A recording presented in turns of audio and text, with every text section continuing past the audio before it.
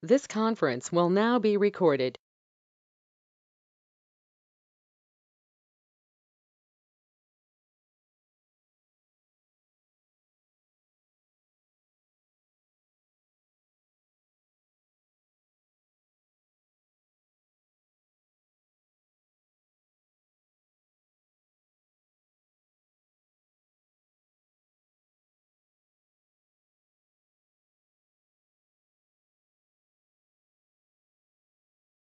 All right, so we're on. Yeah, got a little delay from somewhere. Oh, she's on. Okay.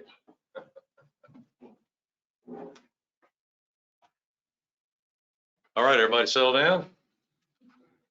Good deal. All right, we're going to call this meeting to order.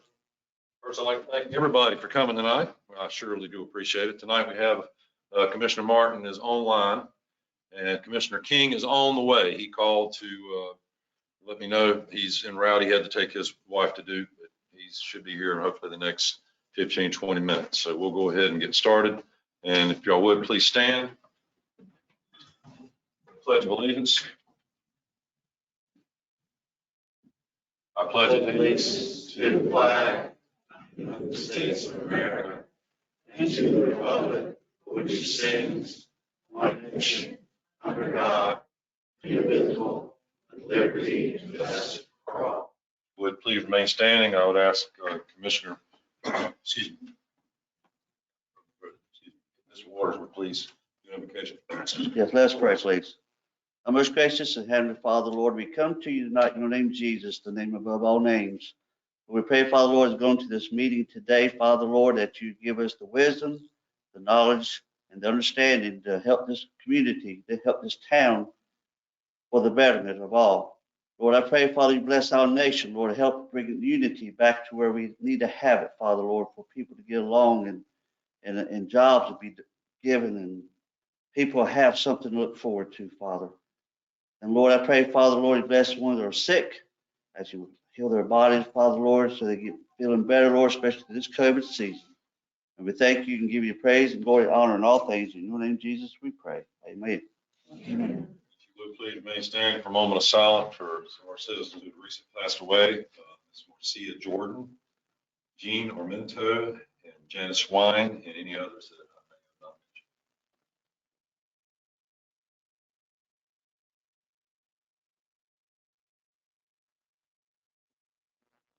mentioned. Thank you. Please be seated.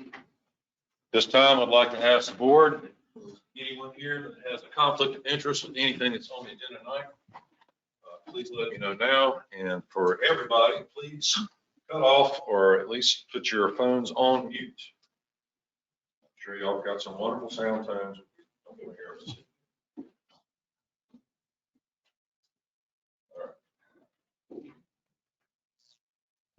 Okay, so first up is the adoption of the agenda. I make a motion to adopt the agenda. Second. Second. All in favor? Yeah. Mr. Martin? Thank you. Yeah. Yes. Okay. Don't let me forget you, Steve. Oh, I won't. Okay. Like I said, Commissioner Martin is online, but as if he is here. So he is going to comment and participate just like he was just sitting right over there. All right, so the agenda's passed. Next up is the consent agenda, which are 3 items on that. Which one is the request to notify landlord to renew boat ramp lease agreement, the authorization to increase the police department part-time hourly rate, and the approval of the last month's minutes. I have a motion to accept. Move to accept. Second. Second. Any discussion? All in Yes. favor? I'm sorry, Commissioner Martin, go ahead. I'm a yes. Oh, okay, sorry. Okay, so all in favor, yes. Yes, thank you. Motion passes. Okay, next up is public comments. Everybody gets 3 minutes. Please be mindful, so that way we don't want to cheat your neighbor. A lot of people signed up to speak tonight, which I've had before, but like I say, please be respectful of everybody else's time. So we've got a nice little machine over there to let you know when the red button hits, your time is pretty much much up. I think the yellow gives you, what, 30 seconds or something to sort of wrap it up, but we do want to hear what you all have to say. So in the order they sign up is how I will call your names out, and please just come up to the podium and tell us what's on your mind. First up is Linda, is it Bauer? B-A-U-E-R, Bauer, Linda, from 530 Neptune. Linda here. Is Linda online?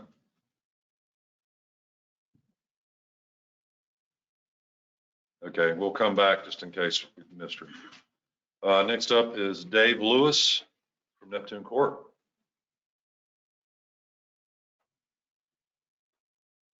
Good evening, sir. Thank you, Mr. Mayor. Appreciate it. My concern is the infrastructure problem that we have, not only in my neighborhood on Neptune Court especially, but in other areas too. Mike's not here. I'm sure he can comment on his corner, as well as Laura and Eddie there. And if I didn't make last month's meetings, I look at the moment. So I'm just curious on what we were, what the progress is, what the future progress might be. That problem right there, I know it's been going on for 3 years at least. I had a conversation with Mr. Steffi Florence, and he didn't assure me, but he said we were taking steps as far as getting engineer firms. We had new equipment that you're going to check out all the infrastructure underneath. We've been flooded now, well, since we've had rain. Maybe we will test that. Yes, sir. So anyway, my concern is that I want to see some progress.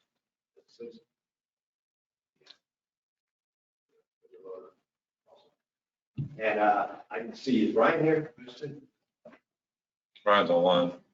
Ryan, you there? I want to personally thank you and your staff for coming out and taking care of what you could have, you know, with the ability that you did have and the equipment. And thank you again for being very professional, and thank you for your employees. Appreciate that. Yes, sir. You're very welcome. All right, thank you, Dave. Next up is Carol Jackson from Starlight Drive.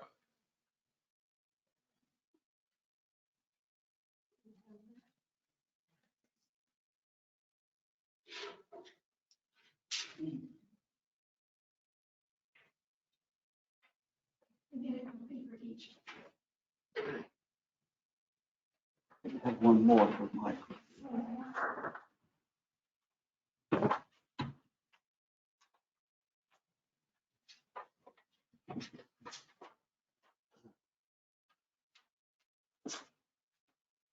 Thank you. If you have one more, I'd like to get one. We can get to Commissioner Martin. Okay, that'd be awesome. Exactly. But we'll make sure Commissioner Martin gets a copy.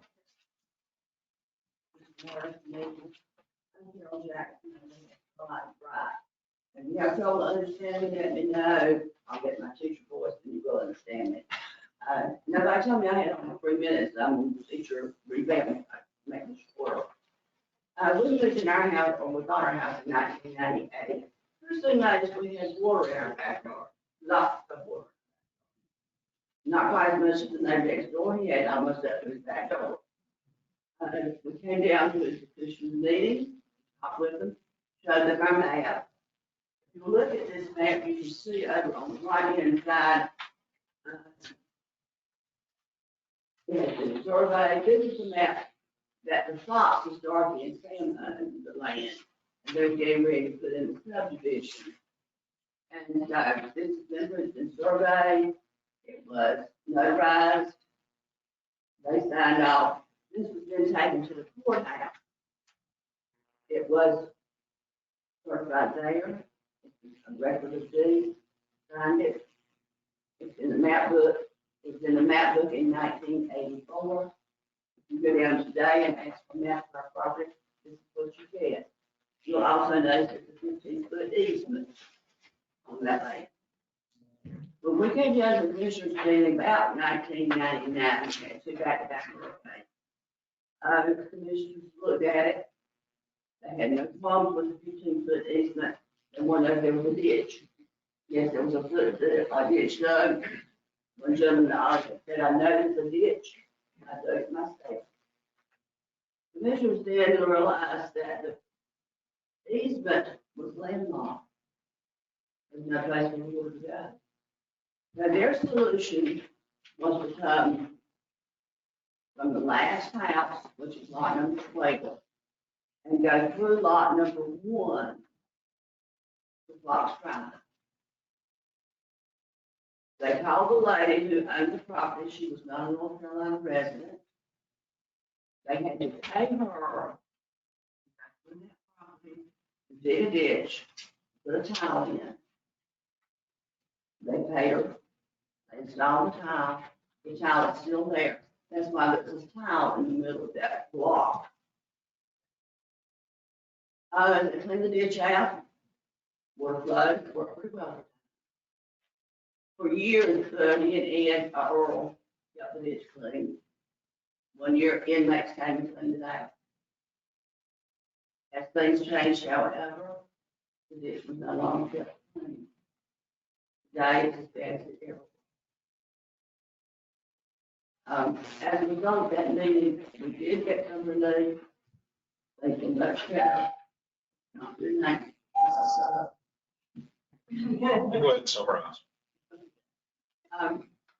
There's a controversy about that. There's more in other areas. I don't know why. This is an area that has an easement. It has a dig for you can't compare a place that has an easement to something that does. We need help to do that. And get it back up to back.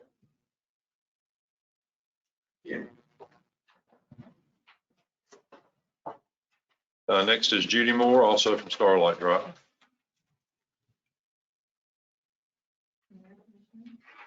Yeah, I'm at 134 Starlight.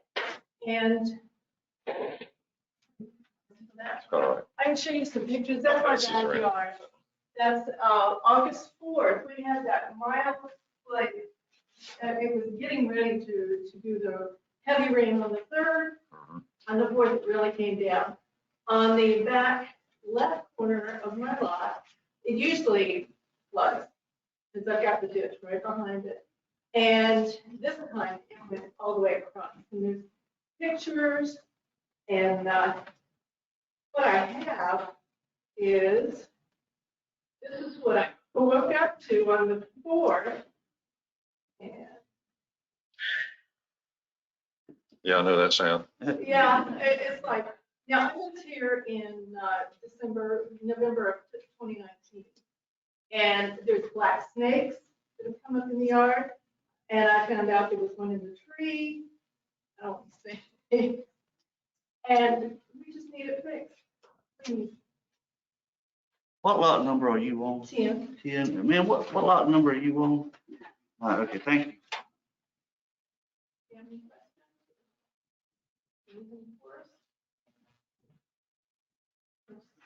We just need help, please.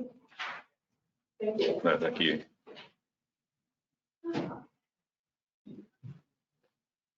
Jared is in the audience.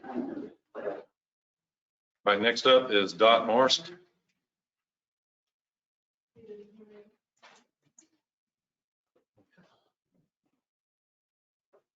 My name is Dorothy Marstein, 104 Fairway Lane. I'm here with some of my neighbors who just came in a while ago, and requesting that speed bumps be removed from Clubhouse. At a picnic for our whole street this summer, I commented that I found out a survey, and I told them of several items that I had written on it, and it was for more yardways and for pickups and eliminating traffic from golfers looking for the golf course. And of course, the speed bumps they wanted to get rid of too. And we are very thankful for those things, which we were given for pickups. And there are signs ordered that will direct the golfers so that they don't get lost and get down to the dead end. And the council, the neighbors are happy that we've gotten those, and We know that there was an unfortunate accident where a little girl on her bike was bumped by a car and fortunately not seriously injured. After that, speed bumps were requested. Ordinarily, a driver of a vehicle seeing children in the street will stop and wait until the children are out of the street and no longer in danger. But evidently, that driver did not. My experienced driver neighbors are cautious and observant of children in the street. We feel that the speed bumps are not needed and should be removed. And I was present at the meeting when the original request for speed bumps was discussed. And I'll paraphrase a former commissioner speaking regarding speed bumps during the consideration.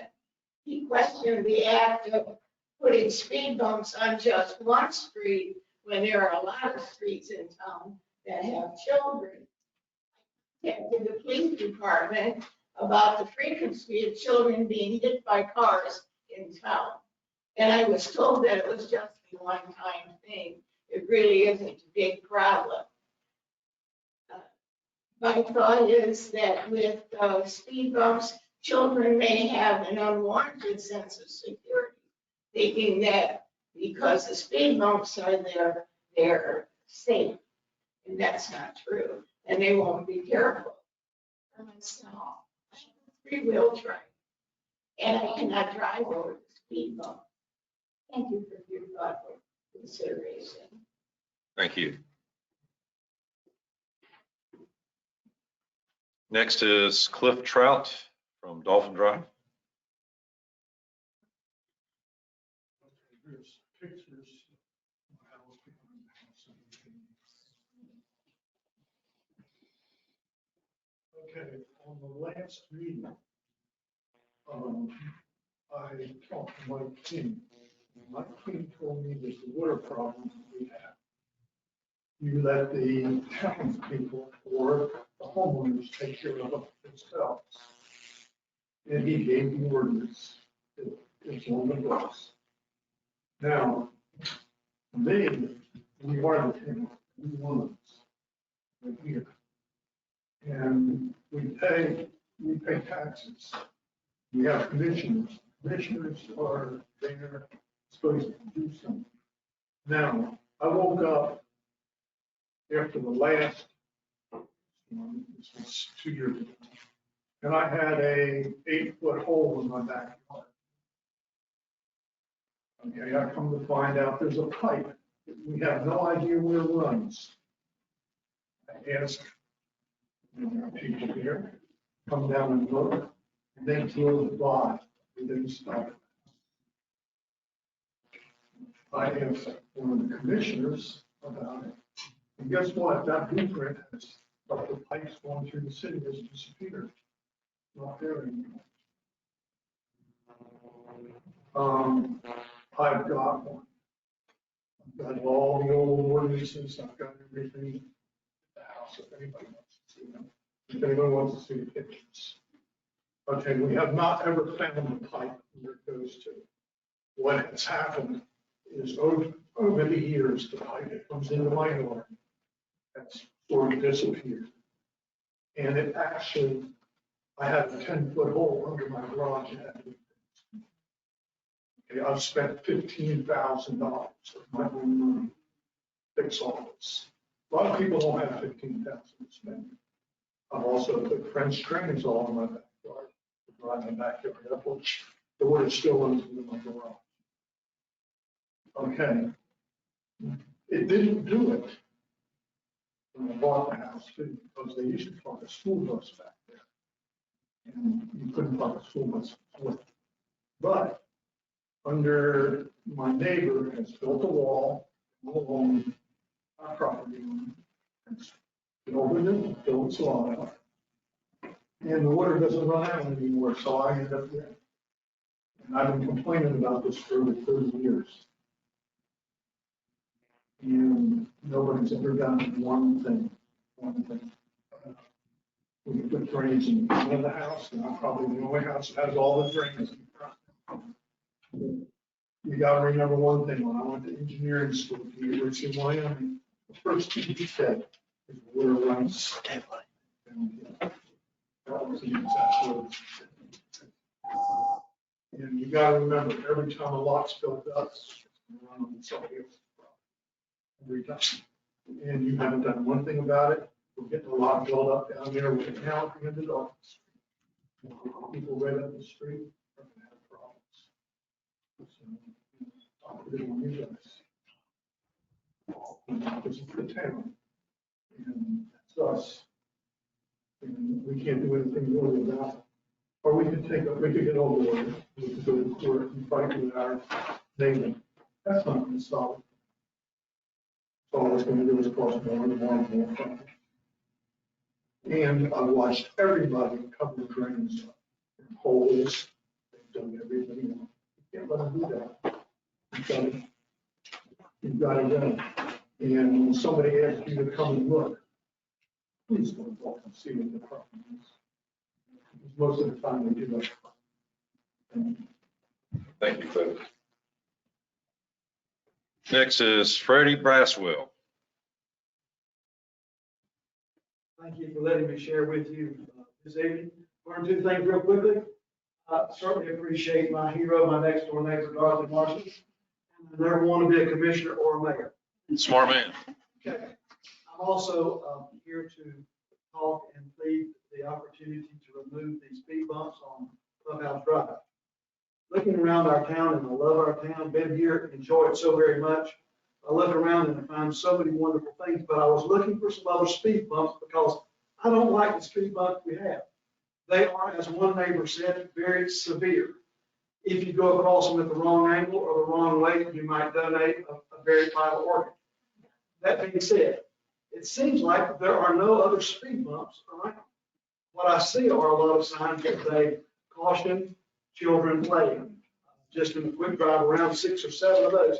I also saw a couple that said, slow, children playing. A couple even said, a deaf child, be cautious. I saw these wonderful signs, yet I don't see one where we are. Now, it's not just for children, I'm assuming. When this event happened tonight, I defer to Dorothy here. She knows so much more about it than I do. But if this incident happened, and it's a random incident or a one-time incident, it sounds like we might have jumped to a conclusion or a quick solution that maybe does not fit the temper and the nature of Cape Carteret. Let me say that I like the way we are taking care of our police officers. It says 25 miles an hour. That's pretty quick going through there, but in reality, I think we are policing wonderfully. In fact, maybe we should be more so for people like me who maybe exceed that. I try not to, but it's possible I do. So the police are doing their job. If under town government, the police are doing their job, I think they are, or maybe we need more of that, I don't know what you would say, then the responsibility falls to us. Senior adults walk, parents have their children. So I believe that you all are doing your job. It is the homeowners, those of us who live here, to be careful how we walk and how we present ourselves on the roadways in such a way that these speed bumps, since they're the only ones I could find, and they're not the smooth ones. I like smooth ones. They're wonderful. But there don't seem to be any more speed bumps anywhere, but a lot of signs. Caution, children playing. I would love to have a couple of those signs. I forgot to tell you, I live on Fairway Lane. We're back where they pump in Sunshine. We're way back there. So we go across the street, boom, boom, boom, boom, all the time. It would be nice for them to be gone. They look temporary, in fact. I don't know if that was the original plan. I think their longevity has reached its point. I would love to see them gone and wonderful signs put up. Caution, children playing. Caution, senior adults that don't know where they're walking. Whatever you want to put inside. I would love for us to find a way, as you said, Jeff, in your prayer, to find a way to meet without this, what seems like an unusual event that happened before most of us even knew it, and I'm certain about what's going on. And thank you so much for that. Thank you, sir. Next is Jerry Stroud on White House.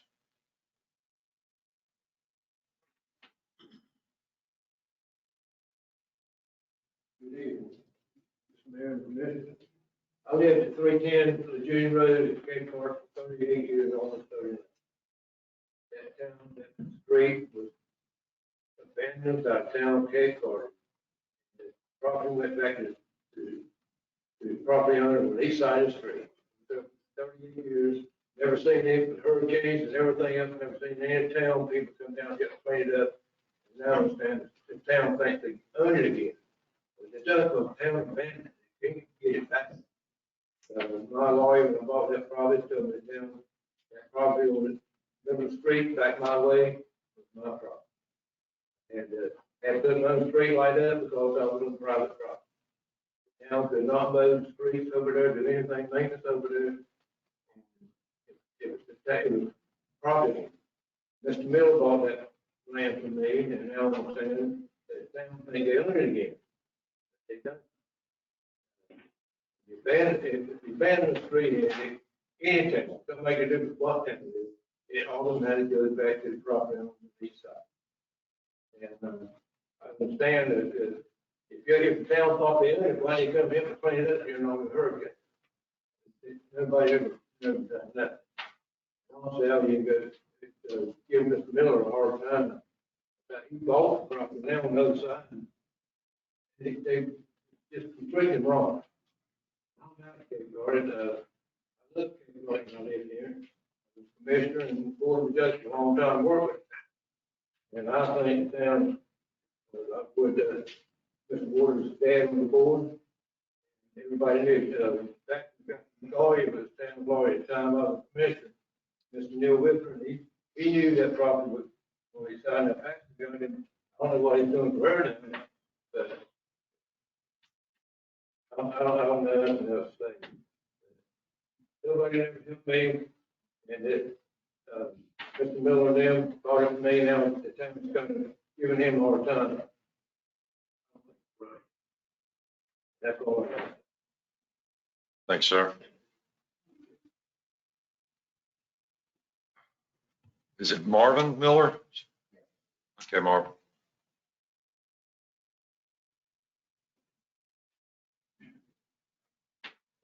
Good evening, everybody. Well, in relation to what Terry just said, we are the property owner. We bought the property, and of course, Terry told us that we own to the center of the road, of course, of what he just told me. So I won't repeat that. Of course, it's been kind of threatened that this property was going to be taken for a park, and we were going to have to go back to the right-of-way line, which was going to take half of our driveway and everything else. So we went and bought the piece of property on the end, and we bought the street. So we not only bought the street, but we bought property that actually should have been ours anyway. Anyway, get up to that, now we have a fence up. Our fence, runs parallel to the June Drive, is, I'm on the right of it. It's been there when we bought it, it's been there, I guess, as long as George had it, or whoever put it up. And, now that the town has come around and said we're going to have to move it off. And our objection is well, why wasn't this done years ago? Or at least why wouldn't somebody come around when we bought the property and say, if you're buying this property, that's just going to have to go. So we were asking, really, why can't the fence stay where it is? And I think we talked to Commissioner Jeff Waters, and I think that he was going to talk to some of the other commissioners or whatever. And so we're at limbo right now because we took the fence down on the other side and moved, and we're going to move it back to our property line. enforced. So I think we need a guidance here as to where are we going? Are we gonna have to move this fence or we feel we have a right to have it there? It's kind of confusing as to where the property that was given back or taken out of the town, as Jerry said, was just exactly where that line was. If it goes up to what we see on the plan, it would go up to the upper lot of 21, which would be the upper side of our neighbor. If that would be the case, then you don't own the property. So anyway, I guess that's what I have to say. So I'd be glad to meet with anybody or anytime to discuss this thing so we get it straightened out. Thank you. Thank you, sir. And last but not least, Pat Hout. No? Oh, I'm sorry. So public hearing. Okay. Let me change that. I put it on the wrong list. That was my fault. So, is the UDO going to be open for public speaking? It will be? Yes. Okay. Yes, it will. All right, with that, then, that is everybody that's signed to speak. Thank you all. I do appreciate it. Next is staff updates.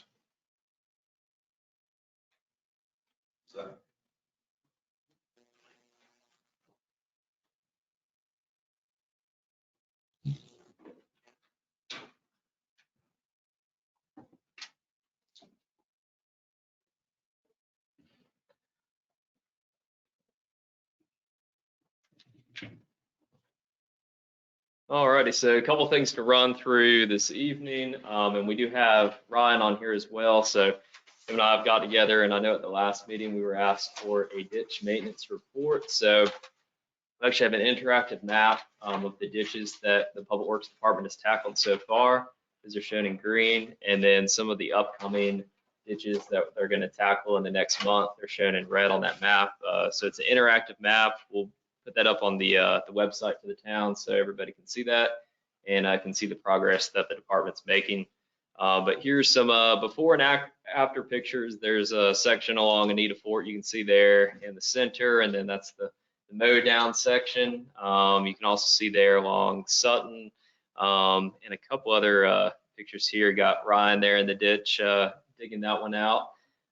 That was over on Bayshore Drive, and then also can see the ditch there at the end of Holly Lane. So making some good progress. Ryan shared these pictures earlier today of all the different ditches they've been working on. So just want to commend the Public Works Department. They're doing a great job. They're really tackling a lot of these ditches that have needed to be tackled for a good number of years. So really appreciate that, and just ask everybody to stay patient while they're trying to get to each street and get every ditch in town taken care of. But stay tuned and check the map and see how they're progressing on that. So also going to move on to the Ferry Landing Park. That's been coming along really nicely. They've got the sign up down there, the fence. They're putting the finishing touches on the park. So hopefully we can set a date maybe next week for a grand opening ribbon cutting. And I think Commissioner Martin had shared he'd be out of town until the end of September. So we might look at later in September on that. But maybe we could reach that during the commissioner comment time this evening and identify a date for ribbon cutting. See Todd down there from Public Works Department working on the fence, and then moving over to the Pettiford Creek launch site. There's the turn lane going into the property, and they've been working on the parking lot area there. Tommy from Able Asphalt says that they should be done by the end of the week. So hopefully we can also set a ribbon cutting date for that project as well. The only thing we're waiting on now is just that driveway and the parking lot area. Everything else is done and ready to go up there. So we're excited to get that open. I know that's a long time coming, and we're almost there at the finish line now. So that's exciting news. Also want to recognize the Public Works Department. They got out these ring buoys at all of the town parks on the waterfront. So that's a great addition. So a useful resource to have down there at any of those parks that are waterfront. Also want to recognize Commissioner King. This is one of the kayak storage racks that was constructed.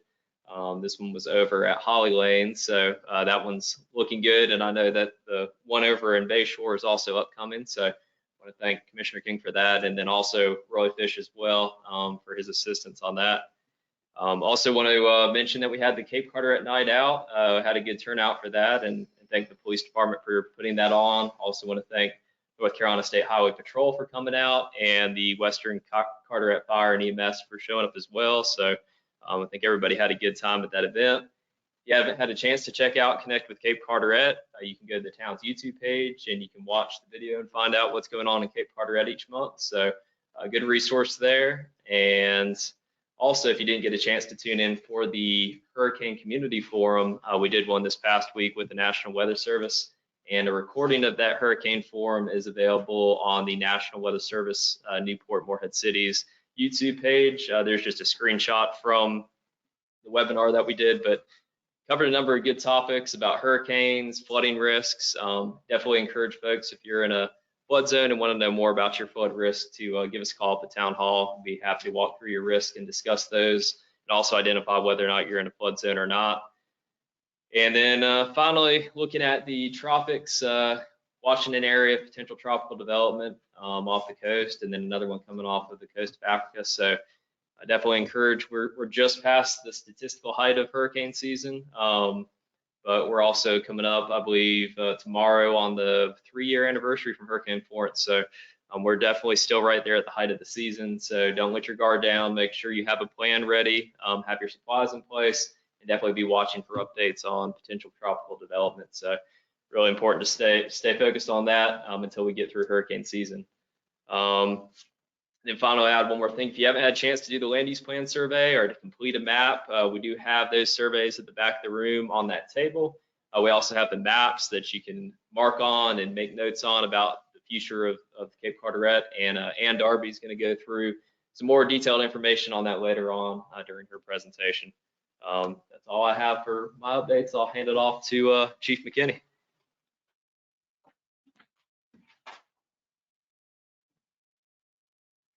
I just have one major announcement. We finally are going to have our first neighborhood watch meeting tomorrow. It's very, and I know that I get to give a shout out to those that have joined already. It's an open meeting, and I'd love for others to join neighborhood watch. We'll be at 6 o'clock here in the boardroom tomorrow. I know that there are some members that are joining that will not be present, and that's okay. We look forward to seeing you guys too. If you would like to join, you're welcome to.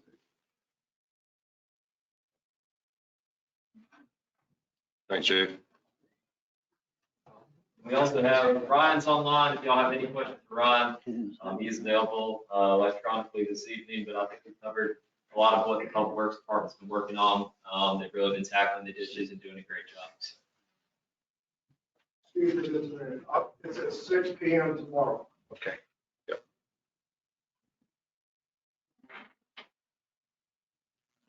Anything? Okay. All righty. Thank you, Zach. Next up is a planning board update from our chair, Susan Hall. Good evening, gentlemen. Anna's going to be doing a presentation later in the meeting, so I'm going to keep my remarks very brief. On September 7th, the planning board voted to favorably endorse the UDO. We should expect that there'll be changes to that UDO after we complete the Camellands, because we're just a little backwards on the implementation versus vision. And if you have any specific questions for me after she goes through the presentation, then I can have it. Thank you. Thank you. And that's a good segue into the next, which is the consideration of the Unified Development Ordinance and the presentation. Commissioners, thank you for having me. I want to make sure I can see.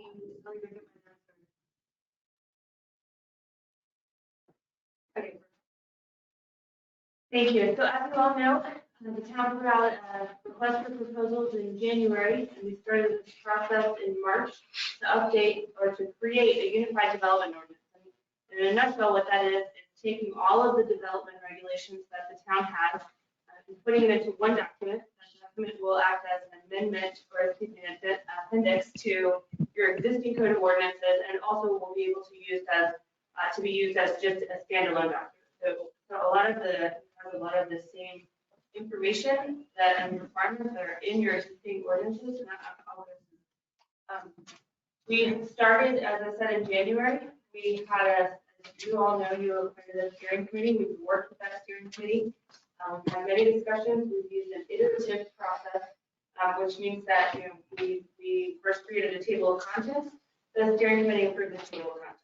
We came back with a draft, got feedback on the draft, and made changes. So it's been a back and forth process, and we finally gotten to, as you at your last meeting, the Chairperson Fowler gave a fact-finding presentation, and then at the planning board last meeting, which was September 7th, the planning board said voted to recommend favorably that you adopt the UDO.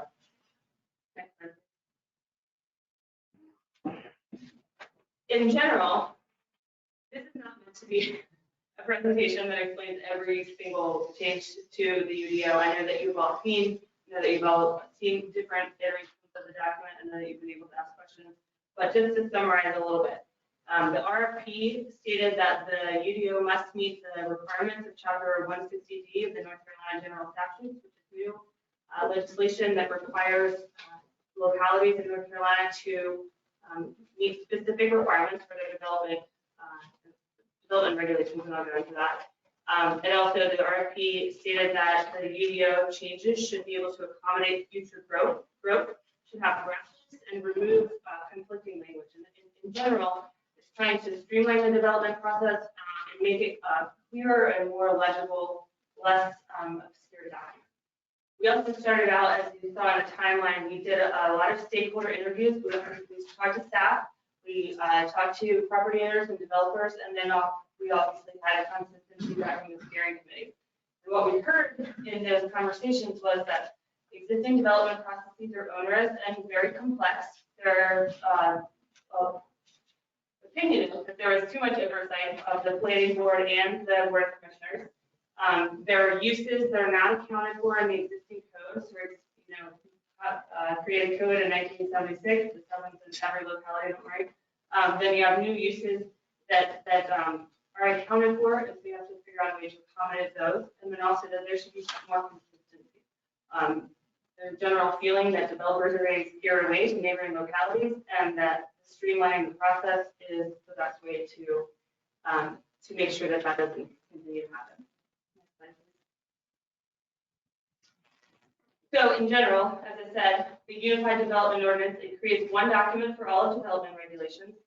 There are new numerical conditions, but if you look at it, you will see familiar language. You'll see you're seeing waterways, you're seeing flood damage prevention. Planning and development, there are some changes. Zoning is the same. We chose, and the steering committee chose, and also as Susan intimated, it's better to make those changes to zoning districts, especially when they can be contingent after we created the land use plan, and therefore it's based on the land use plan and based on public participation. You will see, well, actually, the signs of waterways. Next slide, please.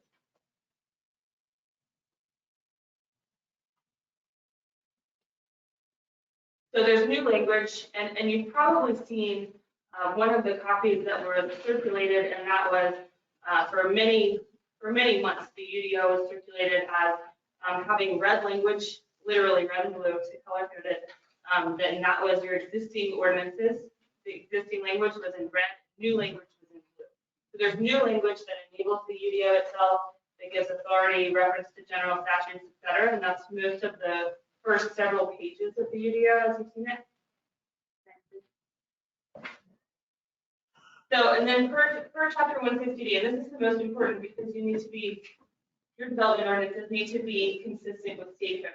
And so one of the significant, and I'll talk more about this in in a minute, but one of the significant changes in North Carolina development regulations in general is that there are some conflicting, confusing terms, not just in North Carolina, I promise you that.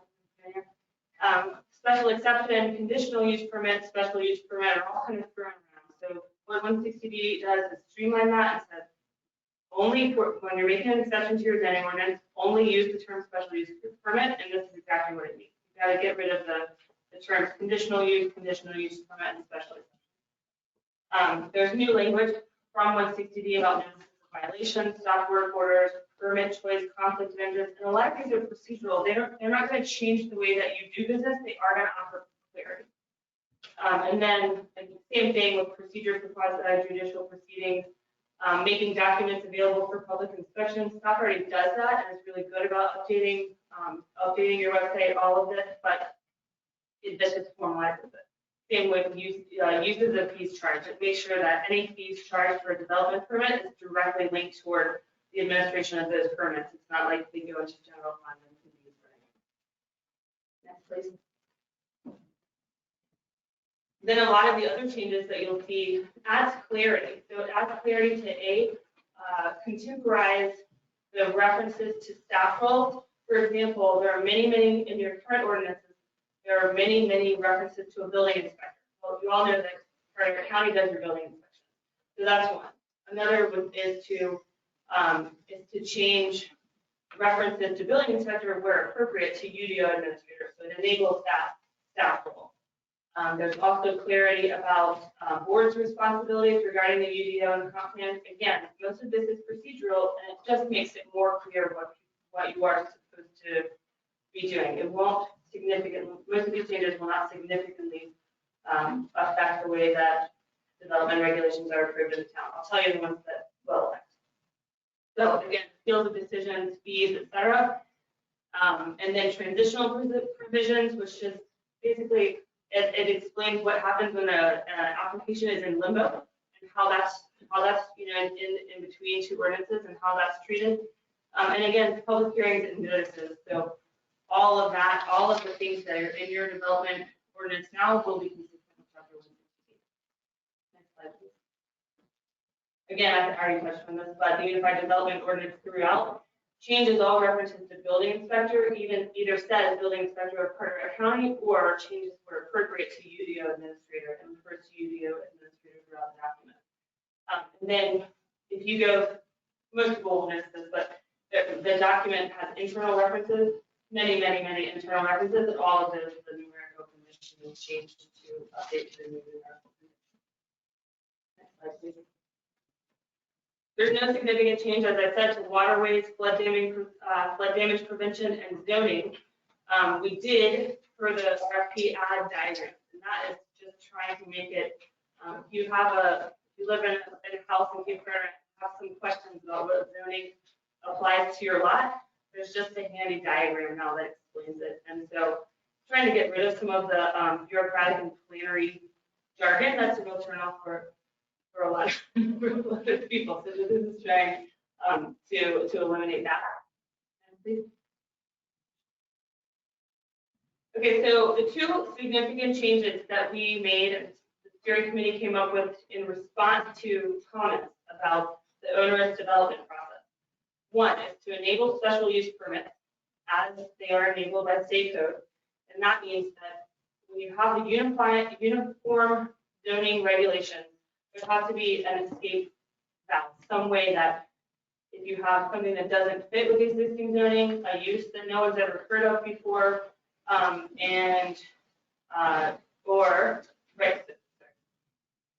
then you can apply for a someone can apply for a special use permit.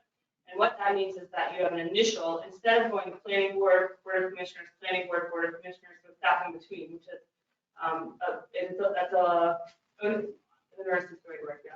it's a lot of steps for sometimes a small development. Sometimes it's a big development and then you want public hearing and you want a lot of input. So for more significant development, we will have a special use permit process, and that is initial administrative site plan review, planning board recommendation to the board of commissioners, and their public hearing and final decision by the board of commissioners. So that's bringing 4 or 5 steps down to basically 3 more streamlined steps. And then we've moved a lot of unimpactful uses to administrative approval. So that means that staff, UDO administrator, can approve smaller projects that are not, if you have another grocery store, restaurant that's going to be serving alcohol or being open late at night, anything like that, a church even, will all be a special use permit. So all of that will have board of commissioners approval and public hearing. For smaller things that that wouldn't have those impactful uses, that aren't going to be impactful in terms of traffic or in terms of like hours or in terms of those are probably the 2 major things, or property value, those can be an administrative review. Anything that's going to be impactful will be an SUP. Next, please. And again, since you've seen the document at our planning board last week, there was a small change, small but significant to property owner change to the subdivision regulation, and that was your existing ordinance has a formula for the town being able to exact property for public open space. There's a formula, and that formula actually keeps the amount of property that can be exacted to fairly low, but it's very confusingly written, and it's a lot of language. It's about 1.5 pages of language for what ultimately is fairly simple. And so what this does is actually just cap from 30% to 5%. 30% is a lot of a person's property to be confiscating, to say that they can't develop unless they give 30%. We've lowered that to 5%. And just so you know, that's the only change of note since probably most of you have done your review. And that came from the planning board last week. I know it's a lot of information. I'm happy to answer any questions. Questions, gentlemen? Comments?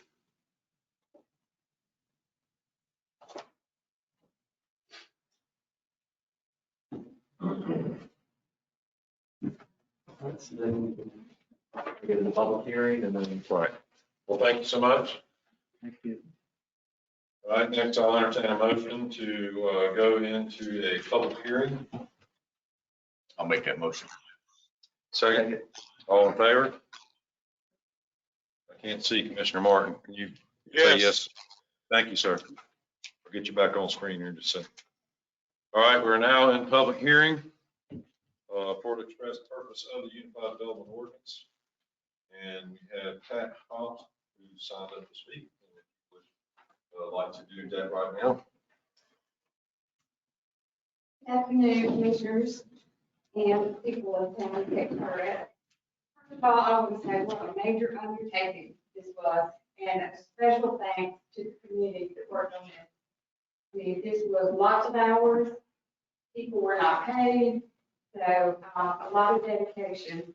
And I just wanted the people to understand that this was many meetings and lots of time consumption. But my question now is what happens next? Once we adopt, you guys adopt tonight, how is this going to be incorporated into our other existing ordinances? And how do you expect it to be incorporated? And when do you expect it to be incorporated?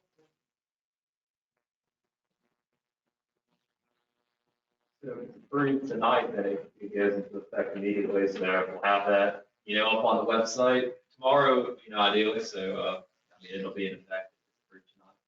And then any sections in the existing code of ordinances that don't pertain to land use, those remain in place. So there are quite a few sections in the code of ordinances that don't involve land use, so those will remain in place. We'll have this as a document on the website, and this is what we'll be using to make any decisions that come along in terms of land use items.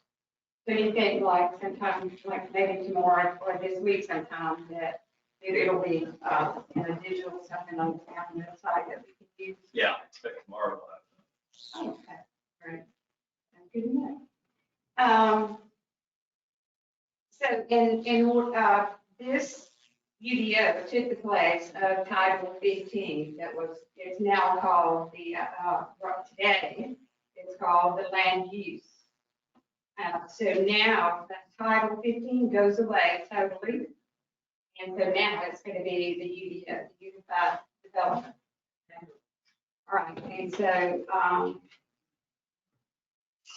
where other things are touched by the UDO, for example, we now have a UDO officer, what's his name? What's his title? UDO administrator or whatever. That comes under your duty.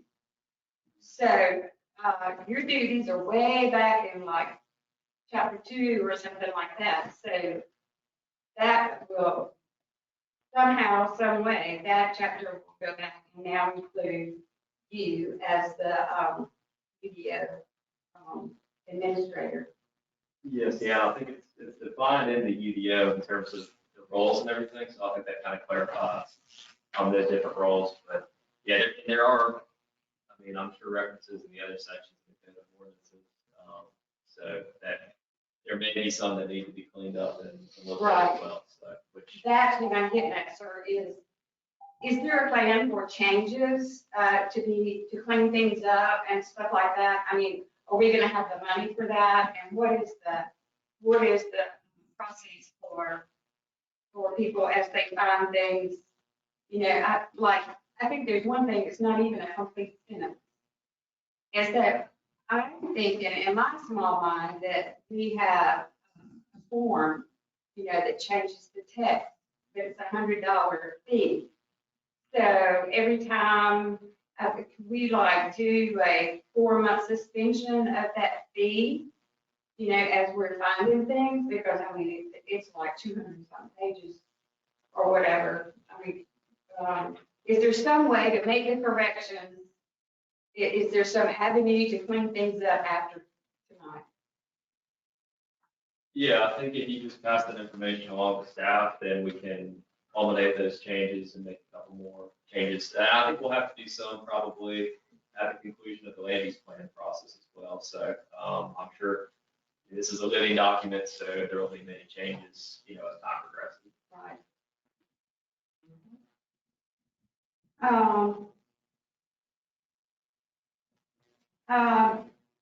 Chapter 5 of the UDO for admin and procedures.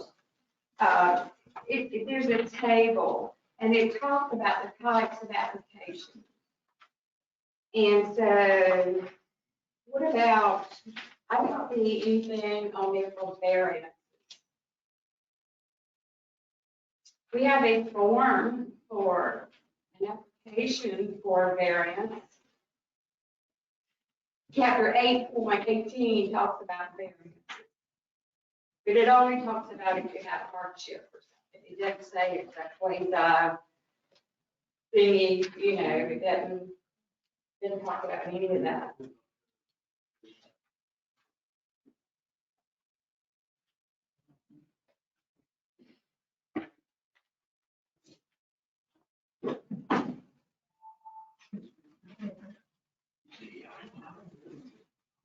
We have plenty of verbiage on special use, which is right after that, 8.19, I think it is.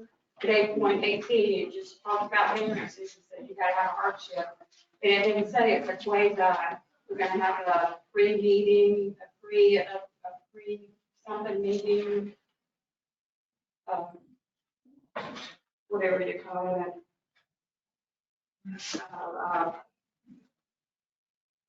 When you're, you know, fact finding meeting with the UDO administrator.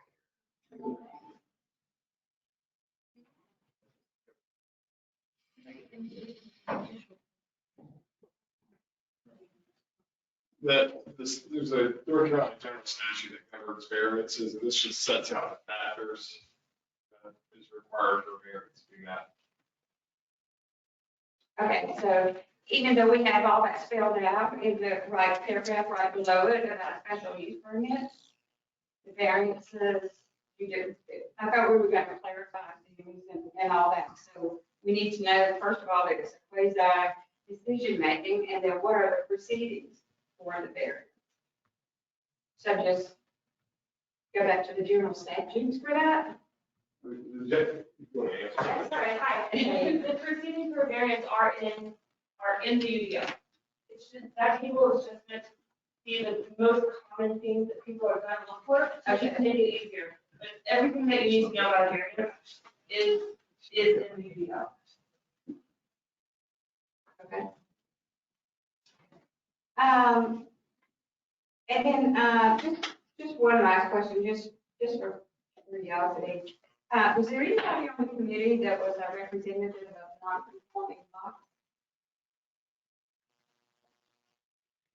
Specifically, Yes, sir.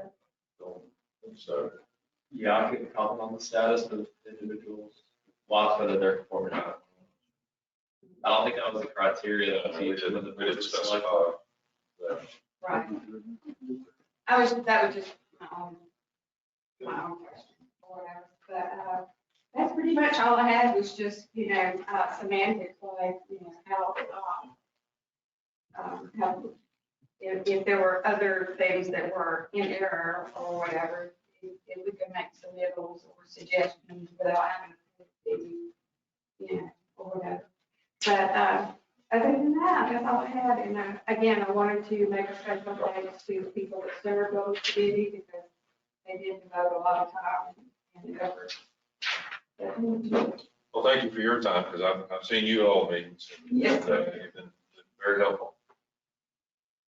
And it is like Zach said, it's a living document, and it's going to be needing to change. The way I look at it is like we're building a house, and we paid to get the framing done. Now it's just us, and it's time-consuming endeavor to get the drywall and the carpet and all that done the way we see fit. We just need to get it where we're in compliance. That was the gist of it. So,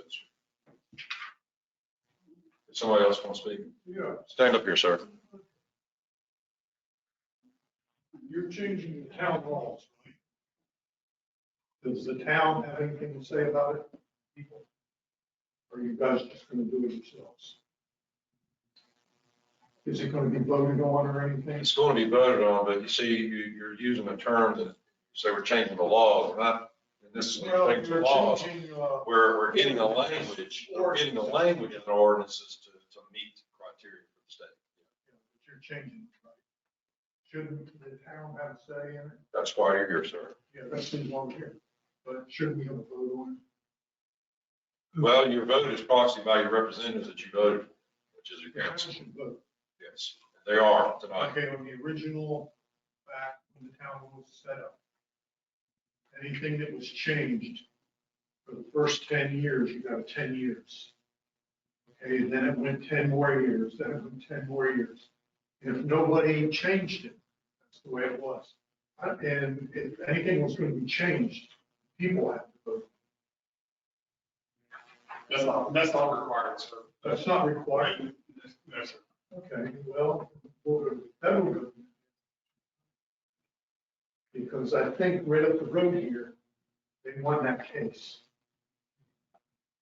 And they did. And the people have to say so. And that's been a major problem ever since we've lived here. People never have to say so. Thank you. May I? Yes. You, as the president, you have the ability to request a text change. If there's something that you don't like, or this doesn't work for you, or me, you have the opportunity to write up a text change and present it. Right. So I do, but then when you change something, they should. I mean, we vote to marry. What we've got on in Washington right now. It's like, they just said, I'm going to change this. And that's the way it's changed. Okay. You don't have the right to change everything. You have a right, but you can bring it up to people. Right. And get it changed. Or let them say, I agree. We pay the taxes. We are the town. All right. And that's the key, is we. And I've watched over the years, I've seen this time after time again.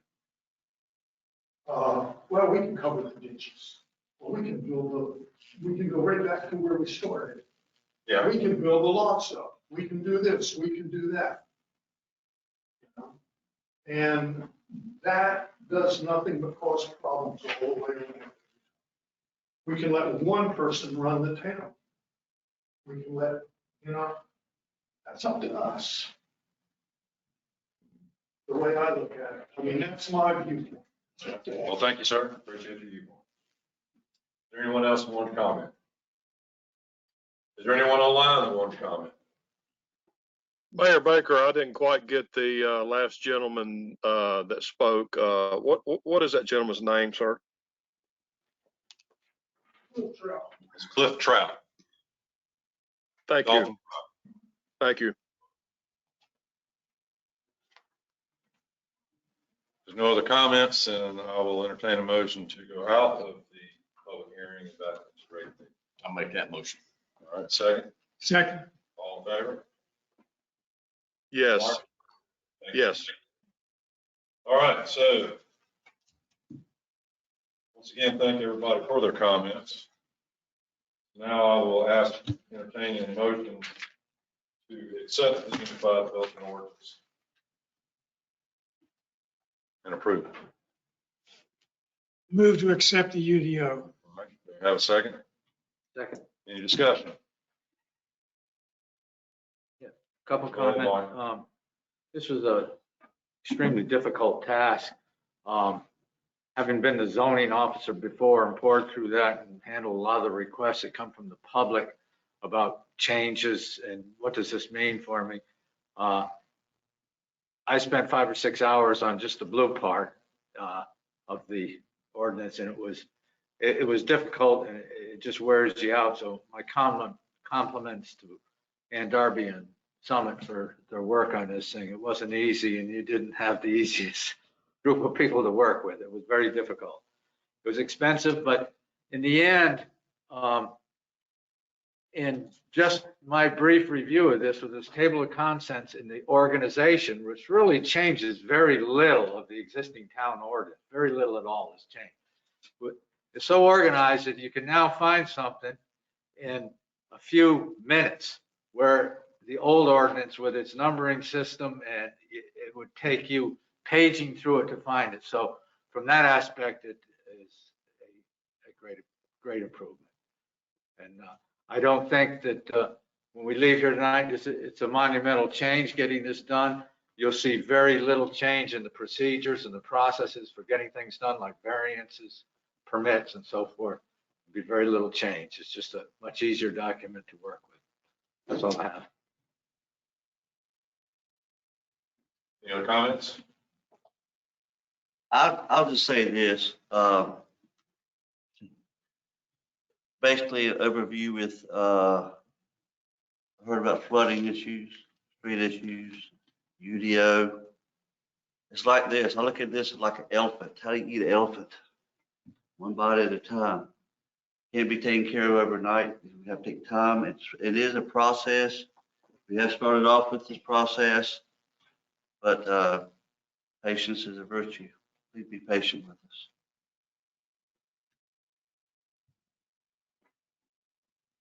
Any other comments? If not, then I'll ask all those in favor. Yes. All right, motion carries 5-0. Thank you, gentlemen, and thank you and the staff. Like I say, when I first started dealing with the town, and I tried to find things, oh my, it was an endeavor. Just trying to figure things. It also has an update on the land use plan process. So we're like, we're not. Yes, please. Statement, that wasn't on the agenda, but if you'll just, you read, I'm glad that. Well, it ties into UDO because there will be changing things. Absolutely, absolutely. And this is where any changes to zoning districts may come out of the land use plan update. And again, started this process. Also the RFP same time was in January, and we responded in March. We've been working on it since then. We are targeted to be finished, at least a final draft. There can be time for edits afterward, but the final draft by the end of this calendar year. And then it needs to be adopted by July 1st. Also for Chapter 160D of General Statutes. If you go to the next, I'll explain that. This is too much. I'm sorry. This is too much for a PowerPoint. If you visit CapeCartwrightPlan.com, which is our website for the plan, this is a helpful diagram, and it explains the two state regulations that we're working with, the Coastal Area Management Act and Chapter 160D of General Statutes, how they affect the UDO, they affect the land use plan, and then how they affect life in town. Hopefully, give us feedback on that, but we're trying to explain a complex process. Two of them, actually. So again, we're satisfying two state laws with one plan. One is the Coastal Area Management Act, and that is, you see that all of the counties in North Carolina, everyone is subject to Chapter 160D. That says you have to have a comprehensive or a land use plan by next July in order to enact zoning. So I'm not joking. I know that there were deadlines with the UDO, but this is, well, anyway, it needs to be done by next July. So we're going to have the plan done by the end of this year. That gives gives DCR a time, excuse me, DEQ a time, CRC. Yeah. Sorry. It allows time for the Coastal Resource Commission to review the draft plan. I apologize, that sounded bad. So anyway, so all of the hatch counties are subject to HAMA, and then a locality, a town, in this case, can choose to do their own plan, or they can choose to be wrapped up in the county, and then obviously people are at this choice to do your own plan. So again, this is just all of the 20 coastal counties need to have this plan, and it may include. They tell you what to include. They tell you what topics to include. They don't tell you how to solve the problem. So you have to start with the baseline data, existing and emerging conditions like population growth, housing stock, local economy, and then natural systems. That's why I wrote down every comment everybody made about flooding, and hopefully we are where you live too. So that's really good input. So is the map. We have a big map in the lobby where you can put stickers, and flooding is one of the things we're looking for. There's a paper map here. You can take it home and drop it off later and say, this is my home, flooding is here, etc. There's also, if you go to CapeCartwrightPlan.com, you'll see a link to the same map, but digitally. So, and then also community concerns and aspirations. That's why we are really making an effort. Planning board is really making an effort to collect survey. Can you go to the next one, actually? We're collecting your input in a variety of different ways. I'll explain. And then Chapter 160D has similar requirements for what goes into a comprehensive plan. And that even that will be based on a future land use map. We're combining them, as many of your neighboring localities are, combining these two documents so that you're hitting both state targets with one thing. So, I mean, if you care, these many people who are working on your plan. I'm the person you see the most often, but Eric Carabordi is here, and then Aaron Hutchins is in Wilmington. He's closer. I live in Richmond, and then our Richmond office is very focused on doing this. Your website is actually made in Hillsborough, but we at Summit work virtually, so it doesn't even seem like we're very far, but next please. So again, these are all of the elements, all of the tasks that, from meetings, reviewing a previous plan, mapping, data analysis, etc. And then the next steps are we create a vision from your collective vision, objectives, and goals, objectives, and strategies. And ultimately what a plan does is say, this is our baseline, where we're starting, this is where we want to go, and these are the steps here to there. Again, this is where we are in September. We're always going to need more input, and we're targeting to end by the end of the year. just so you know that we're working, it's always nice for us, we're gonna point out the deliverables of what we've been working on. The first thing, you've probably all been to the website, and that's the informational hub. That gives you drafts of everything we do. We have deliverables, basically at every major benchmark. So the next thing that we'll do is we're just about to post after we get some staff feedback, the existing and emerging conditions. We will then, when we get a lot of more vision statements, we will create a town vision statement for the plan. That's an amalgamation of all of the things that we've heard back. And again, you can get to the mapping there too, and we post public meetings there. There's been a survey out. We've had a great push by the planning board to have people fill out that survey. Again, you can do that online. There's a link on the website to a survey monkey, which is the online survey tool. And we also have them in paper. You can take them and mail them back to town hall. All of these, you'll see a QR code if you're more, if your life is more self-phone based. All of these have a QR code that will take you straight to the survey, and some of them, depending on what it does, take you straight to the website. We set a target of reaching 10% of residents, which sounds low, it's actually really high. And we have far exceeded that. We've far exceeded that now. So we're at about 261, is that 261 people who participated in some way. That's come to a meeting, filled out a vision statement, filled out a survey, emailed me directly to ask me questions. Right, and that's probably a low number, because I can probably stop on that. Next, please. But that's not stopping. The next thing that we'll publish on the website for feedback, and that is existing and emerging conditions. Again, that's housing, demographics, economics, a lot of census data, but it's also a lot of data on mapping, flood maps, storm surges, and again, because we use state data, we're trying to collect better data from you in terms of my yard floods, my street floods, et cetera, and will help make the plan more accurate. Just, we've been here doing things for a while. You see these flyers up there when I think we're going to go to that door. Again, that's a QR code, link to the website, telling you the different ways. And please.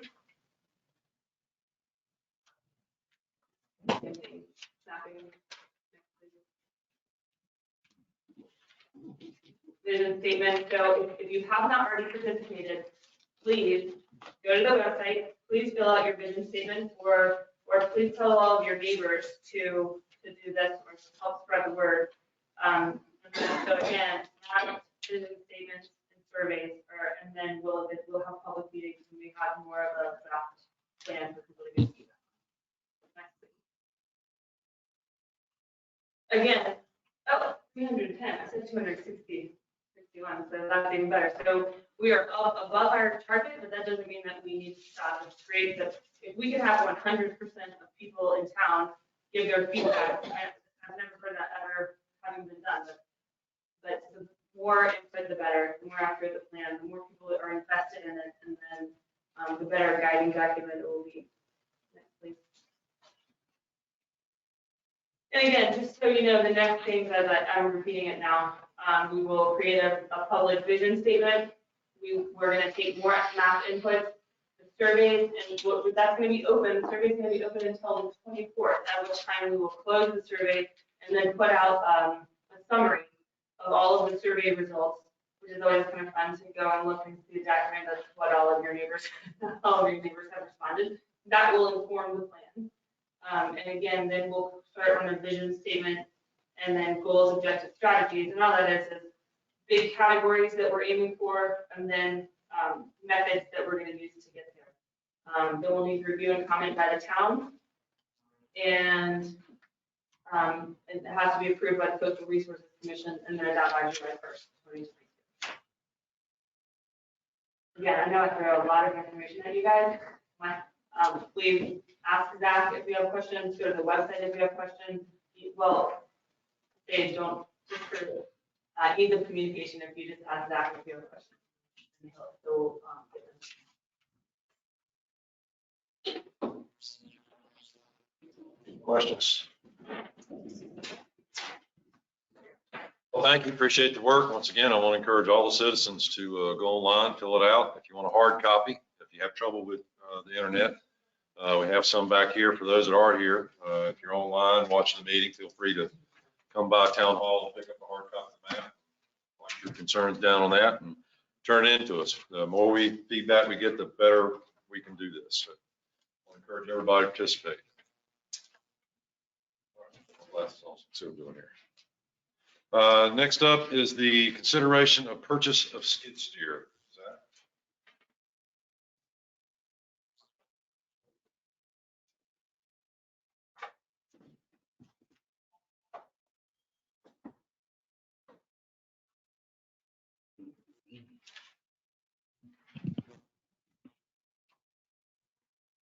Trying to get on the screen too. It's lagging a little bit behind. The town of Cape Carteret budgeted for the purchase of a skid steer and inline chipper for the Public Works Department in the FY 21-22 budget as part of the North Carolina Community Waste Reduction and Recycling Grant Program. The Cape Carteret Public Works Department has obtained quotes to reflect the state contract price for a new skid steer. The Public Works Supervisor has carefully considered the options for a new skid steer and is recommending the purchase of a T64 Bobcat skid steer. You can see a picture there in the memo. Although the price of the skid steer requested by the Public Works Department is above the $30,000 amount that was originally anticipated, the proposed skid steer has significantly more capabilities and is much more versatile. And is a much more versatile piece of machinery. A budget amendment to the Public Works Department budget will be needed to reflect the additional cost. Instead of completely covering the increased cost out of reserves, the town can also allocate funds generated through the North Carolina Department of Transportation right-of-way mowing program to offset some of the additional costs. The Cape Carteret Public Works Department has brought in $5,981 through the NCDOT right-of-way mowing program so far in FY 21-22. So we have a synopsis there of the increased revenues. NCDOT contract revenue would be $5,981. The undesignated fund balance transfer would be $11,630. And then the grant revenue for this project would be $20,000. So a total revenue increase of $37,611. And then it's reflected on the expenditure side as Public Works 25.855, increasing that by $5,000, and Public Works 25.972, increased by $32,611, which the expenditures and revenues both match at $37,611. The Board of Commissioners are asked to consider approving the purchase of a Bobcat skid steer and budget amendment number 2 to the FY 21-22 budget. And Ryan is also online if you all have any questions for him. But I do think this is a piece of equipment that could be very beneficial to us for the intended purpose of the grant of diverting some of the solid vegetative waste stream into mulch that we can use throughout the town, but also to achieving some of our other objectives for paving, trail construction. A really good piece of equipment to have after storms and natural disasters. So I think it would really give the Public Works Department a lot of capabilities. So I think Ryan's picked out a really good machine that would serve us well for many years to come.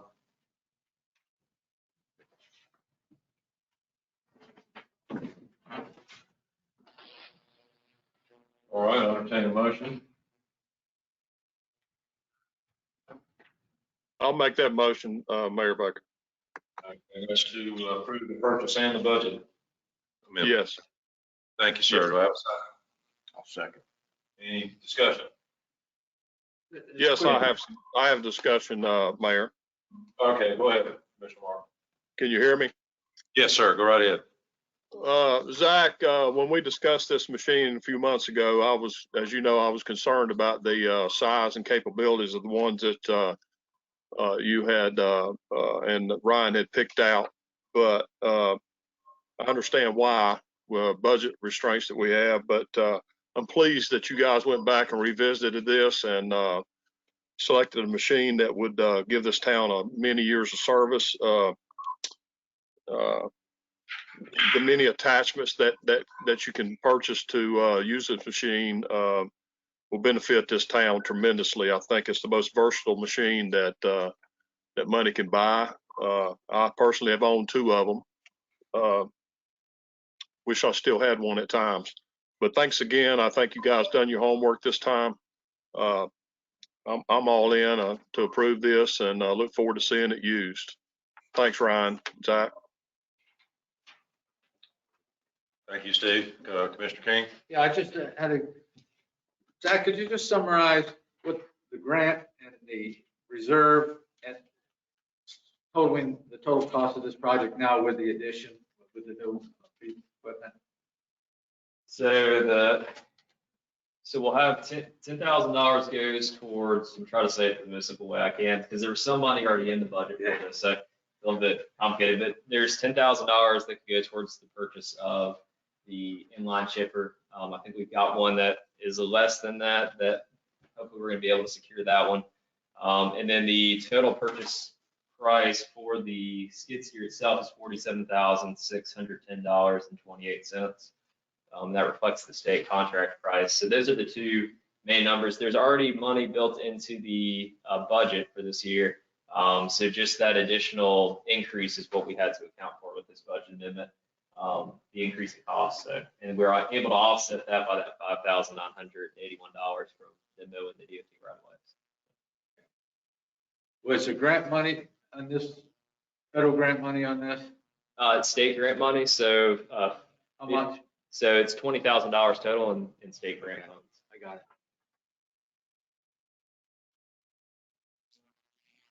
Any other comments? I just have to echo what Commissioner Martin said as far as being able to go up to a larger size. I know again we were looking at trying to squeeze the pennies, but you know, I think going with a bigger unit and the more versatility we'll get out of it, especially with the attachments. There's so much you can use that thing for. It's amazing, you know, especially like they even have a paving attachment you put on it now for small paving operations that you can use. So going forward, I think it's a great investment for the town. With that, if there's any more comments, I'll ask for a vote. All in favor? Yes. Thank you. Motion carries. Next is the selection of contract for Highway 24 Deer Creek Connector Walkway.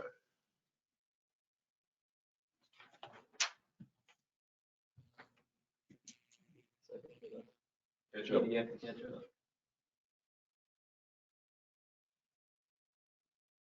Commissioner Martin, are you able to hear okay? We're trying something different tonight with the microphones. I'm just Yeah, I can hear perfectly from the commissioners and yourself and Zach, but the audience in attendance is not that good as far as audio. We're gonna have to improve on that in the future, I think. But yeah, I can hear you fine, Mayor. I can't see the board. What was the vote on the last agenda for the Skister? Was it 5-0? Yes, I think it was. Yes. Yeah. Okay, thank you.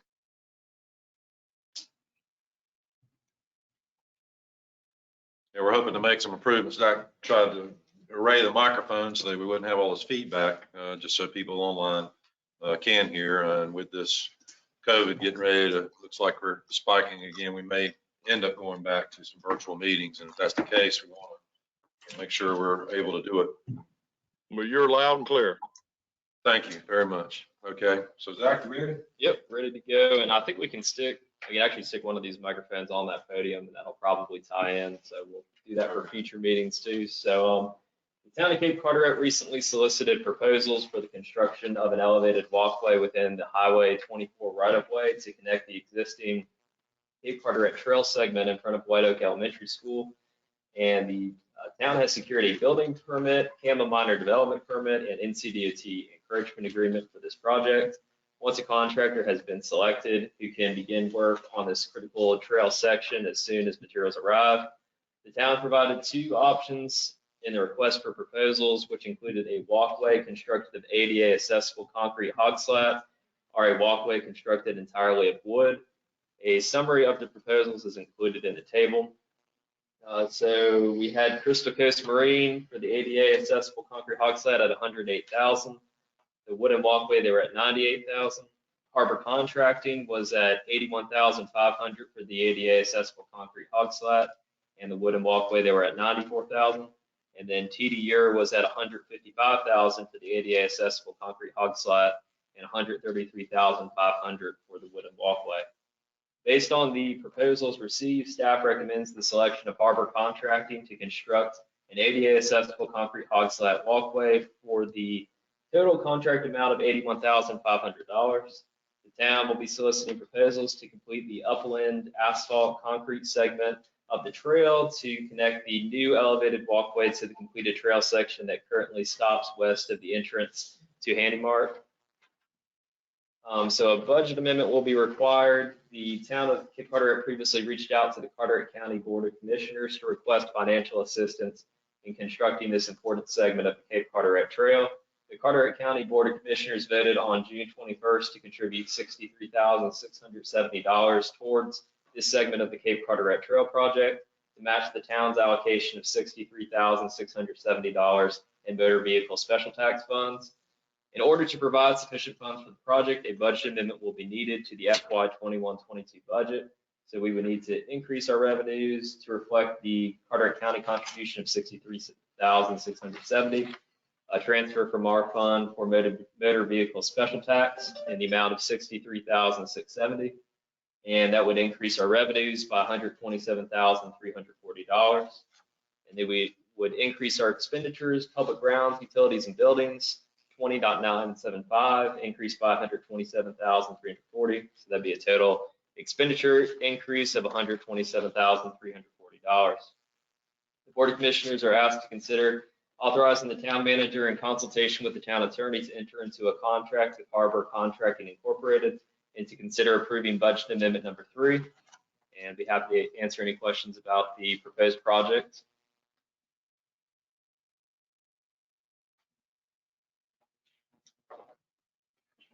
Zach, are you asking for questions? Yes. The walkway is going to cost $81,000. Yeah, $81,500. Okay, the county is holding their $63,000 until we meet that match. Is that correct? That's correct. Okay. Well, how soon are you going to put up for bid the other section? It's already out for bid. Okay. When do you anticipate getting the bids in? It should be by the end of September.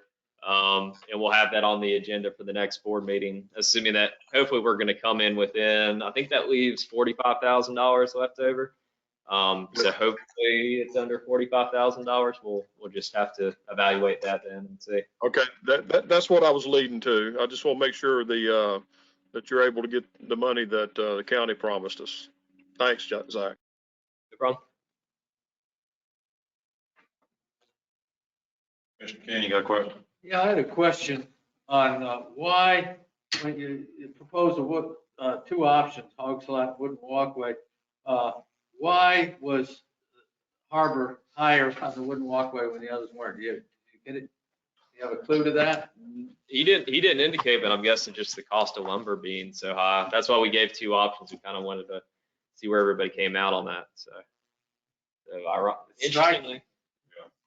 interestingly enough, the concrete was cheaper. So yeah, and looking at the drawing, that's almost identical to what they do for pier construction with the same kinds of timbers and so forth. And those things, it's so much more durable. If you go down to where they've done this in Moorhead City, they've got a big walkway down on Bridges Road, and it's just 2x4 planking on that. After 10 or 15 years, that gets to be in pretty rough shape. Where these big timbers that we're going to have, the hog slab looks pretty good. Any other questions, comments for Zach? I'll entertain a motion to accept the contractor. Make the motion. Okay, and the amendment. Second. All in favor? Yes. Thank you. Is there anybody opposed? Opposed? Why don't you raise your No, hand? was anybody opposed? No, it was all in okay. favor. 5-0. All right, next up is commissioner reports, and I'll start with Commissioner Martin online. Thank you, Mayor. Ryan and Zach, I would like to thank you guys for the efforts you're making on addressing our stormwater issues by doing what we can do in the house. We talked about it at the last meeting. The people want to see action, and I think it's great what you're doing. And Ryan, especially in Bayshore, I saw your efforts, and they certainly paid off over here. Thanks to for all the people that came out tonight, all the citizens. Rest assured, we are on this stormwater issue. It's at the top of the list, in my opinion, and I think the other commissioners would agree with that. And ask for their patience as we go forward trying to address those issues through grants and whatnot. And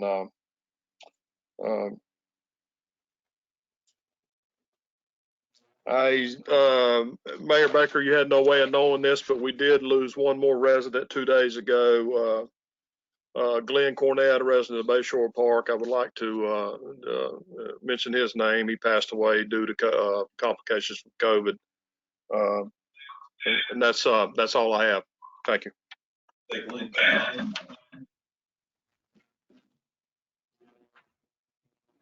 Is that Glenn Cornett, Commissioner Martin? Yes. Okay, we'll make a note. Thank you. Commissioner King? The kayak launch things for Bayshore will get done on Saturday, and have both, and I will draft up some suggestions on how we might manage that based on the conversations I've had with the board here, and give them to Zach, and he can finalize and bring for the board next meeting. I also want to acknowledge Captain Roy Fish for helping me. He's a hoss. He can flat do it. That's all I have.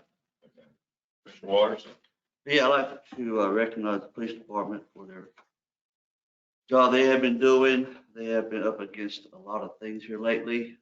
Bring forth the neighborhood watch program. As that anybody and everybody would get involved with that. It worked very well for us in Lao. Please get involved with that. That would help deplete the crime area in your areas. Also, kudos to the public works department as well. The streets in the town areas have looked the best they have looked in a long, long time. Thank you for that. Along with I know Paxton's in the audience today. I told her maintenance guy this the other day. Star Hill looks the best I have seen it in years. Thank you for that as well. Thank you to town staff working diligently. And yes, with the stormwater, it's going to take a while. We are definitely working on to it. Like everything else, it's going to take a while. We just can't snap our fingers and it's fixed.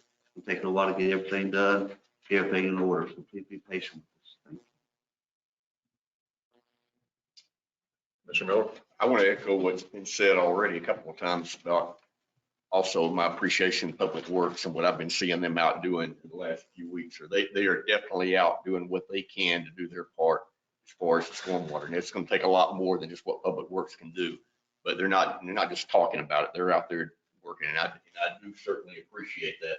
It's very noticeable.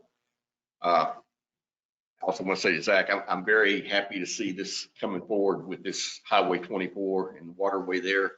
I mean, we've got this motor vehicle tax money, which has basically been sitting there for a long time, and now it's being put to use. We're fortunate to get the county to match it. So now we've got the money, and that boardwalk over the waterway, that has been one of the main obstacles for the last 3 or 4 years on this trail, knowing that at some point we've got to address that issue. That's going to be the most expensive issue.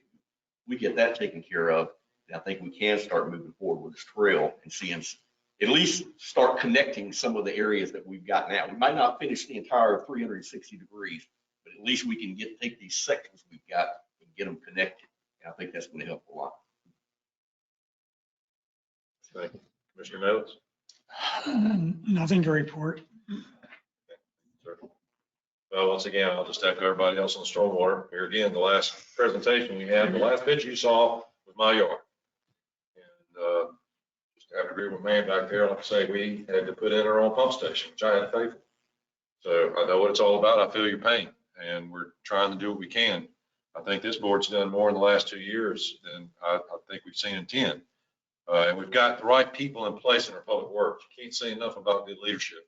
When you get the right people in place, things start happening. I am just tickled to death. I can't say enough about our public works and our leadership over there now. We're really seeing some great things happen.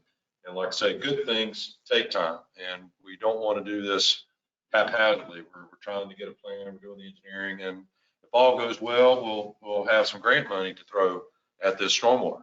Things are looking good for that. So I'm very optimistic about things going forward.